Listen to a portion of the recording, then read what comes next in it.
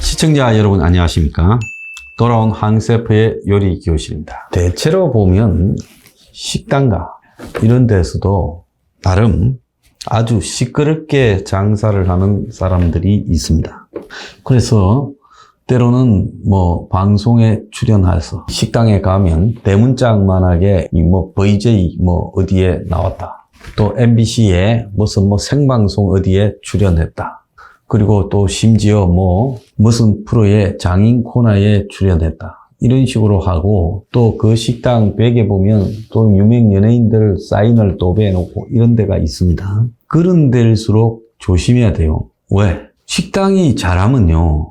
주인이 좀 이렇게 무심하거나 시크하거나 좀 천들의 스타일이라도 가서 말 못합니다. 식당이 음식만 잘하면 되죠. 식당이 뭔가 부족하니까 방송 나왔다라는 걸 갖다가 강조하고 유명 연예인이 다녀갔다라는 걸 강조하는 게 아니겠습니까? 실제로 이 식당이 아무리 구석에 숨어 있어도 그 식당의 셰프가 요리를 탁월하게 잘한다. 그건 참 쉽지 않은 일입니다.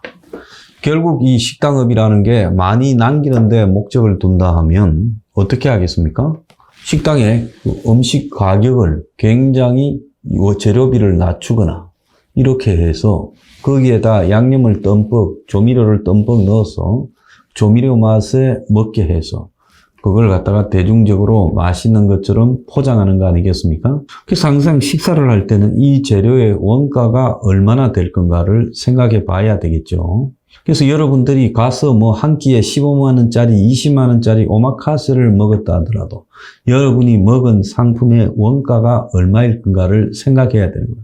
그래서 원가가 25%, 30%가 넘어가면 식재료, 그 식당이 안 된다, 망한다, 이런 말도 있잖아요. 자, 그렇기 때문에 식당이라는 것은 사실 대중에게 눈속임일 수도 있습니다. 자, 제가 이런 서론을 길게 이야기하는 이유는 뭔가 하면요. 우리 방송도 마찬가지입니다. 실제로 이 방송들이 수많은 편파적이고 또 잘못된 방송을 하고 있죠. 전파라는 유한한 그런 어떤 허가를 이용해서 대중적인 어떤 영향은 생각하지 않고 돈을 많이 벌기 위해서 적은 비용으로 싸구려 프로를 제작해서 많이 보게 하려고 별의별 아이디어들이 넘쳐나고 있어요. 그래서 요즘 드라마를 별로 제작을 안 하는 겁니다. 왜? 드라마는 비용이 많이 들어가는데 그렇다고 해서 시청률이 그만큼 올라가지 않으니까요. 그럼 여러 가지 방송 채널이 많아지면서 종편 외에도 케이블 TV에도 수없는 방송들, IPTV에도 다 드라마 제작하고 나옵니다. KT에도 드라마를 제작해서 대박난 게 우영우 아닙니까? 그러니까 이제는 이런 방송에 있어서 최소의 인풋으로 최대의 아웃풋을 얻는 그런 것들이 나오고 있죠. 근데 그런 돈 문제는 또 이해할 수 있다 하더라도 요즘 보면 이 유튜버 이런 걸 보면요. 조폭들이 나와가 왕년에 내가 깜빵에 몇 번 갔다 왔는데 내가 얼마 전에 깜빵에서 출소했는데 5대1로 싸우니 뭐니 하고 댓글 다는 것들이 형님 부산 거리를 지켜주세요 이래 달고 가관인 것들이 있습니다. 그뿐만 아니라 오빠 놀러와 하는 그 나가요 글들이 템프로니 뭐니 하면서 요즘 유튜버를 하면서 손님도 유혹하고 지 몸값도 올리는 아들도 있고요. 심지어 게이하고 레즈비언 이런 자들까지 나와서 유튜버를 하고 그야말로 유튜브에 보면 온 장안에 이 퇴폐 이런 게 난리예요. 심지어 성적인 프로를 다루는 것도 있습니다. 그런데도요. 이런 것들이 제대로 걸러지지 않아요. 건전한 교육방송 뉴픽만 탄압하고 있습니다. 자, 방송을 갖다가 이렇게 정책을 좌우하는 데는 전체 방송 정책과 방향 등을 갖다가 통제하는 방송통신위원회라는 조직이 있고요. 정부의 부서지요. 그러니까 방송부라고 봐야 되는 거예요. 그 다음에 그 밑에서 방송의 구체적인 내용을 건전한가 건전하지 않은가 유해한가 무해한가를 따지는 방송심의위원회가 있습니다. 문가리가 지있을 때 방통위원장은 한상혁이 또 그 밑에 방심위원장은 이 정연주 KBS 전 사장을 임명했지요. 자, 오늘은 방송심의일에 대해서 이야기를 할 거기 때문에 방심위의 정연주에 대해서 주로 이야기를 하겠습니다. 정연주야말로 KBS 사장을 할 때 수많은 편파적인 방송을 해온 사람이죠. 자, 정연주는 이전에 동아일보 해직기자 출신이고 한겨레신문 창간에 참여해서 간부를 했고 KBS 사장을 하면서 불공정 탄핵 방송을 주도했고 그 이후에도요 노무현 재단 이사장 그리고 또 문재인이가 대선 참여하게 되는 시민주권 모임 혁신과 통합 시민통합당으로 합당되기 전까지 문을 대선 후보로 띄워주는 역할을 한 단체에서 핵심적 역할을 했고 문재인이 대선 참가하기 직전에 문의 북콘서트를 같이 하기도 했습니다. 자, 대선 때는 당연히 지원 유세를 했지요. 그리고는 정연주는 이후 방심위원장을 하면서 종편에 대해서 종편이 정치를 오염시킨다고 했는데 실제 정연주 방심위가 1년간에 접수한 이 방송심의에 대한 이 민원들을 보면 한 6천여 건 되는데 그 중에서 TV조선과 채널A는 몇 건 되지도 않아요. MBN이나. KBS가 제일 많고 JTBC가 2등입니다. 그 다음 MBC, SBS 순이고 그 다음 TBS 교통방송 YTN 순으로 나오고 있어요. 그래서 정작 수많은 이런 민원 그러니까 방송이 공정하지 못하다라는 걸 가지고 정연주가 지금 다 봐주고 있어요. 좌파 방송의 편파성을요.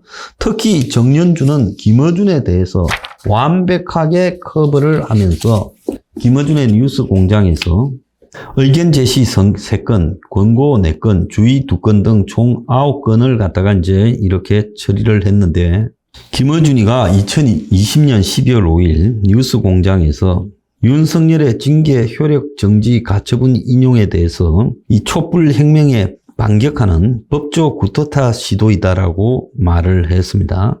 또 출연진은 법원의 가처분에 대한 인용에 대해서 엉터리 정치적 결정, 법조 카르텔이라고 말도 했고 연성 구테타까지 언급했는데 방심위는 단순히 주의만 줬어요.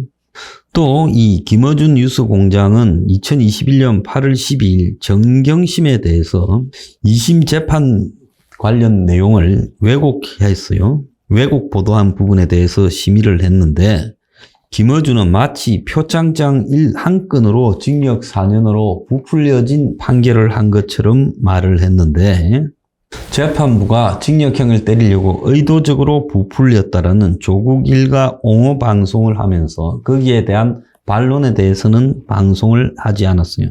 권고로 징계를 가볍게 줬습니다. 방심위는 올해 1월 25일, 작년 8월 26일 방송된 뉴스 공장에 의견 제시 결정을 내렸는데 김어준이가 윤희숙 부친 부동산 투기 의혹에 대해서 근거도 없이 시세 차익 30억이라고 말한 부분에 대해서 단정적으로 시세 차익 30억이라고 말한 것은 사실관계하고 어긋났는데 문제가 있다고 하면서도 의견 제시 수준의 이 가벼운 징계를 했어요.